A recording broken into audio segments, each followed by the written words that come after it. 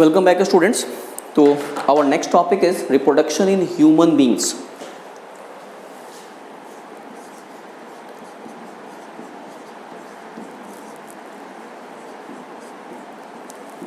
Reproduction in human beings.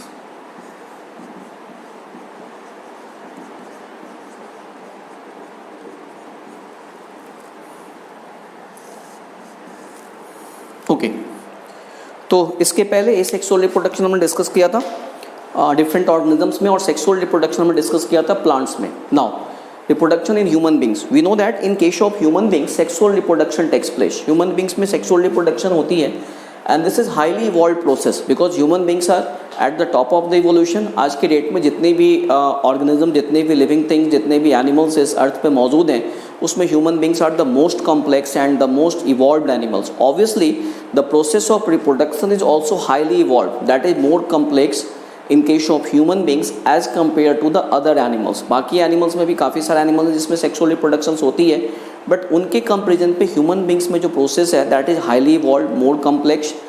तो अब इसमें हम देखेंगे कि इसमें हमारे पास क्या क्या पहले मतलब मेन पॉइंट है. द फर्स्ट थिंग मैंने बोला this is highly evolve process, बहुत ज़्यादा हाईली इवॉल्व प्रोसेस है. And in case of human beings like other animals, most of the animals, sexual dimorphism is clearly visible. Sexual dimorphism means the phenomenon by which dimorphism, di means two and morph मतलब form, two forms, दो form में animal का मिलना, that is dimorphism. And in case of human beings sexual dimorphism is clearly visible, means we can easily identify male and female on the basis of external appearance. So that is sexual dimorphism.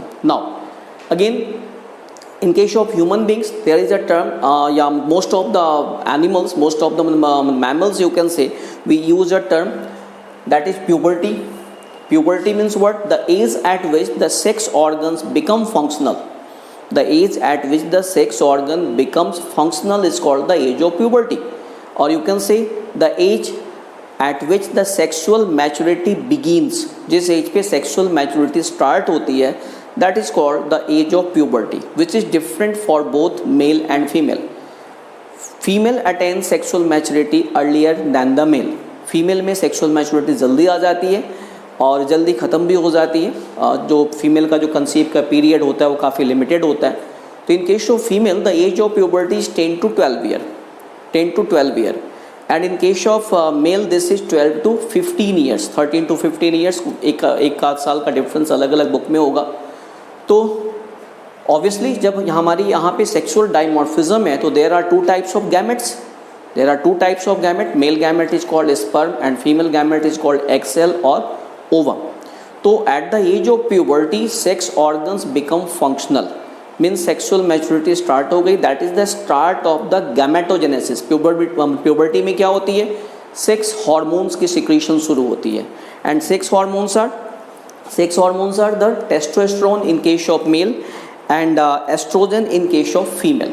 इनकी शुरुआत हो जाती है, इनकी secretion शुरू हो जाती है. And these sex hormones control the process of gametogenesis.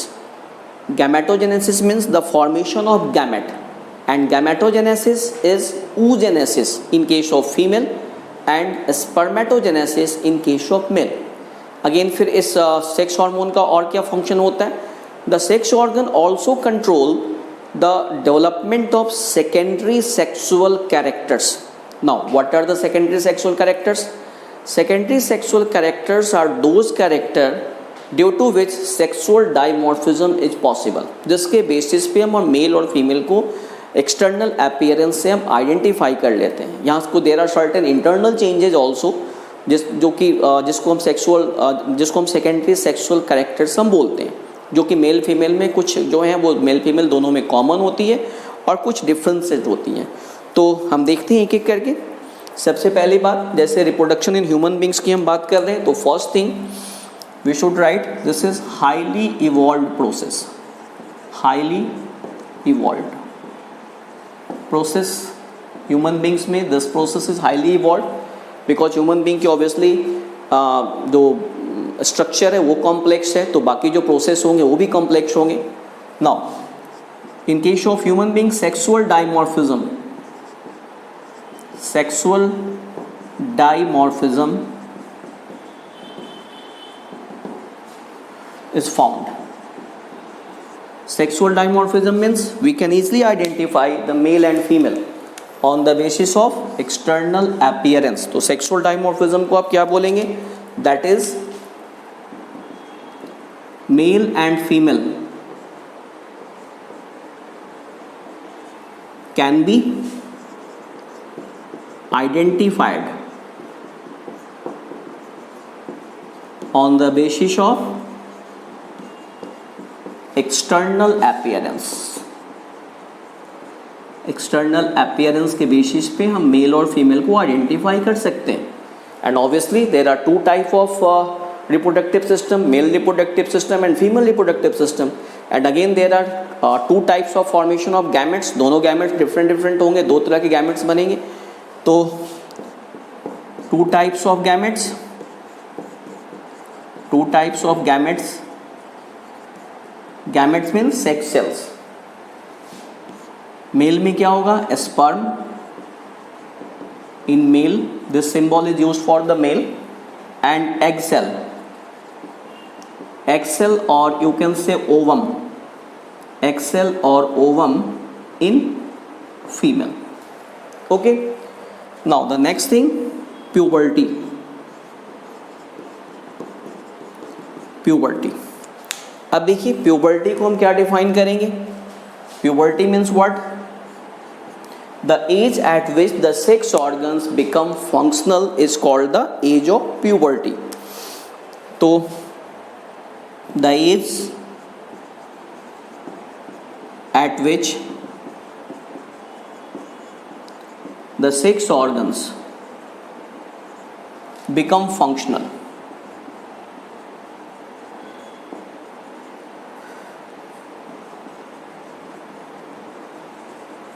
Functional is called the age of puberty. Obviously अब ये एज ऑफ प्यूबर्टी जो देखिए क्या होगी फिर? This is 10 to 12 years, 10 to 12 years in female and 12 to 15 years, 12 to 15 years in male. दोनों में different है. अब इस एज ऑफ प्यूबर्टी में क्या होगा? Formation of sex hormones begins. Puberty में फिर मैं ऊपर लिख रहा हूँ, फिर प्यूबर्टी में क्या होगा? फिर देखिए, इन case of puberty what happen?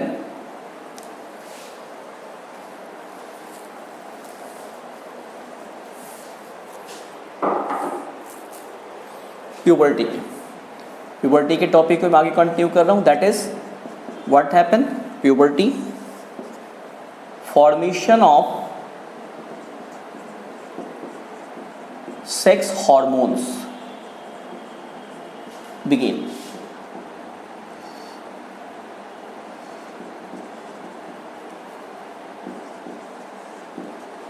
Formation of sex hormone, you can say secretion of sex hormone. sex hormone बनेगा, उसके बाद उनकी जो secretion हो जाती है, शुरू हो जाती है. अब देखिए sex hormones कौन कौन से हैं?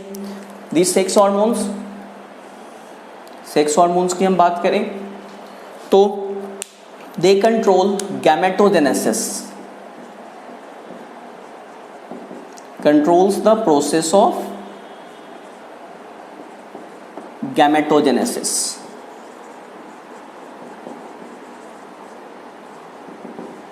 Gametogenesis, and gametogenesis means what? That is the formation of gametes. Gametogenesis means formation of gamete. That is formation of gamete. Formation of gametes. Now gametes we know that male में क्या होते हैं? Male में sperm and female में ovum. तो और gametogenesis में फिर से there are two type. Obviously जब दो तरह के हम gametogenesis, that is spermatogenesis. Spermatogenesis in male. Male में हम इसको क्या बोलेंगे? स्पर्मेटोजेनेसिस. और फीमेल में क्या बोलेंगे? oogenesis. oogenesis in female.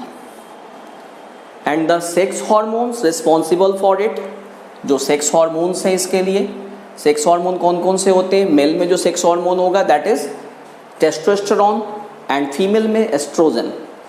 तो सेक्स हार्मोन्स जो हैं, सेक्स हार्मोन्स हमारे पास फिर दो तरह के सेक्स हार्मोन्स होंगे। We can write here sex hormones जो हैं दो तरह के, that is testosterone in male and estrogen in female। Okay, इसके अलावा ये जो सेक्स हार्मोन्स है गैमेटोजेनेसिस के अलावा they also control the development of secondary sexual characters. और ये सारी चीज़ें कब हो रही हैं? At the age of puberty. Mind it, at the age of puberty what I am saying, sex organs become functional. Means gamete की formation शुरू हो गई, और गैमेट की फॉर्मेशन शुरू हो गई तो बट इसका मतलब गैमेट की फॉर्मेशन शुरू होने का मतलब, फंक्शनल होने का मतलब ये नहीं होता कि मेंटली और फिजिकली द बॉयज और girls are able to produce offsprings, because offspring produce करने के लिए mental and physical maturity is very important. एक 12 to 13 ईयर की गर्ल्स में मेंस्ट्रुअल साइकिल शुरू हो जाती है, ऑब्वियसली एक की फॉर्मेशन, एक की मैच्योरेशन शुरू हो चुकी है, she can conceive but she is not able to bear the child, because उसकी बॉडी जो है अभी उसकी बॉडी के डेवलपमेंट पूरी तरह से नहीं हुई है, बॉडी की डेवलपमेंट हो रही है। Again in case of male also he is not physically and mentally fit to father a child. तो यहाँ पे सेक्स ऑर्गन के फंक्शनल हो जाने का मतलब ये नहीं है कि they are able to produce offsprings. Biologically offspring can be produced but physical और मेंटल जो अभी डेवलपमेंट है वो अभी अधूरी है। ओके, तो sex hormones testosterone in male and estrogen in female, और ये सेक्स हार्मोन्स और भी क्या करेंगे, sex hormones also responsible for development of secondary sexual character, development of secondary sexual characters।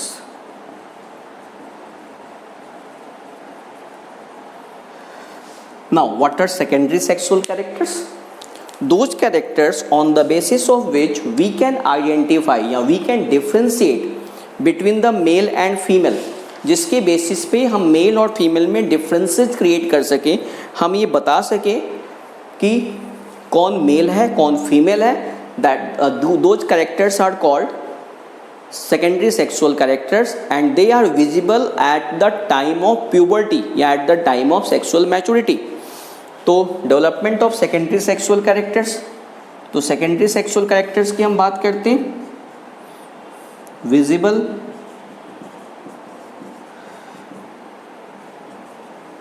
at the time of puberty। puberty के start होगी तो secondary sexual organ की डेवलपमेंट शुरू हो गई, and they are responsible for distinction between male and female.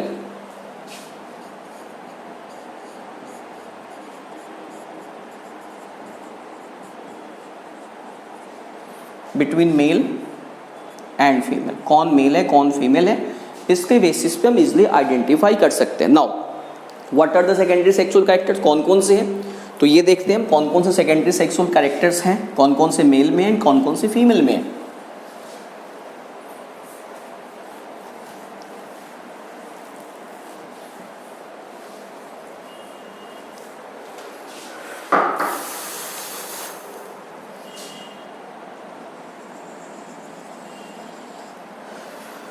Okay, look here, male and female।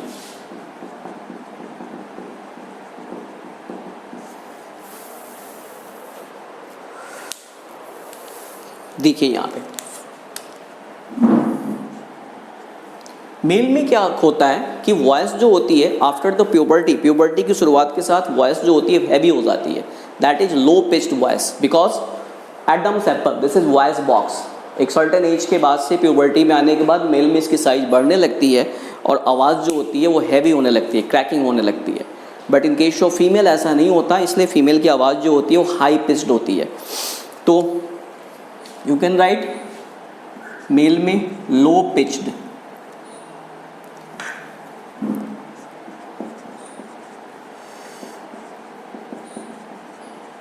low pitched voice, that is heavy voice, and here high pitched voice,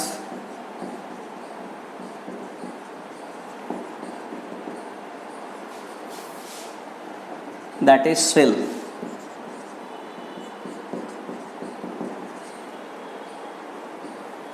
Okay, now in case of male,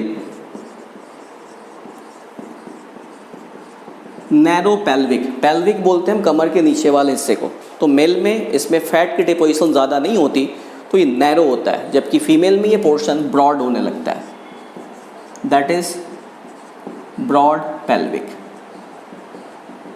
ठीक है, फिर और देखिए body के different जो मतलब parts हैं उसमें अलग अलग डेवलपमेंट होती है। जैसे मेल में जो मेमरी ग्लैंड्स हैं, मेल में mammary glands are the vestigial organ, उसमें डेवलपमेंट नहीं होती और उसका कोई फंक्शन नहीं है, बट फीमेल में इस एज के बाद मेमरी ग्लैंड जो है वो प्रॉपर ढंग से डेवलप्ड होने लगते हैं।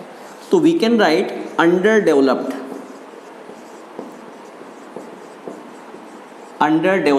Mammary glands.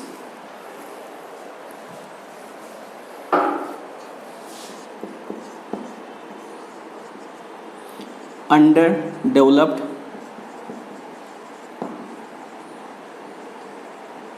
mammary glands, and here what? Well developed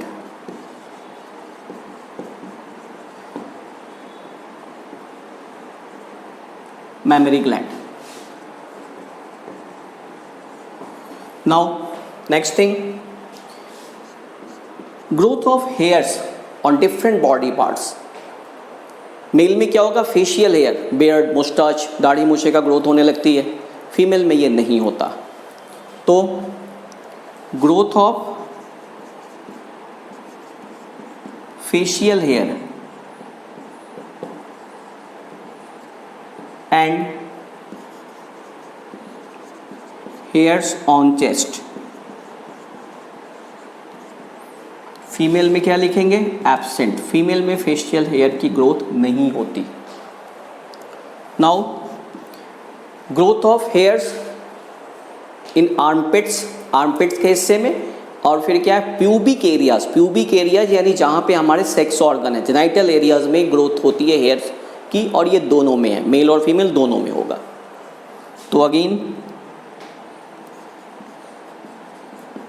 growth of hairs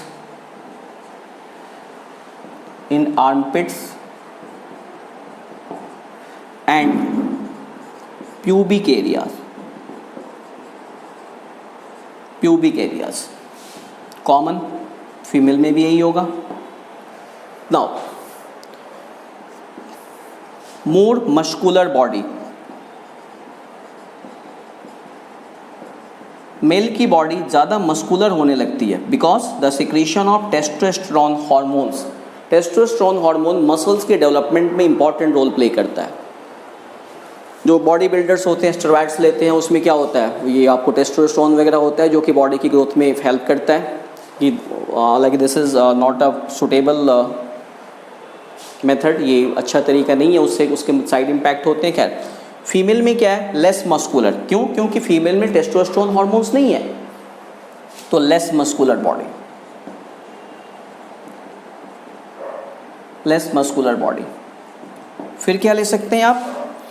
mail में फैट की डिपोजिशन ज़्यादा नहीं होती, जबकि फीमेल की बॉडी में good amount of fat is deposited, particularly on hips and thighs areas. तो less deposition of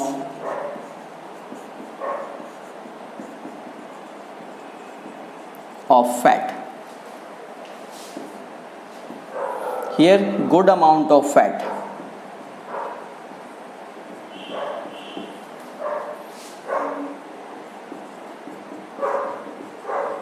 deposited on thighs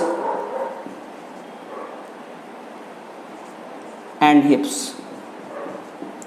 तो these are the secondary sexual characters जो कि मेल और फीमेल में होते हैं। और इसके अलावा जैसे कि फीमेल में मेंस्ट्रुअल साइकिल शुरू हो जाती है, दैट इज़ द फॉर्मेशन या you can say the maturation of egg cell. और मेल में भी क्या होती है, मेल में गैमेटोजेनेसिस यानी स्पर्मेटोजेनेसिस शुरू हो जाती है, बट मेल में मेंस्ट्रुअल साइकिल जैसी कोई चीज़ नहीं होती। तो these are the secondary sexual characters जिसके बेसिस पे हम मेल और फीमेल को हम आइडेंटिफाई करते हैं। Now we have to discuss male reproductive system and female reproductive system, जिसको कि हम नेक्स्ट लेक्चर में हम कवर करेंगे। Thank you.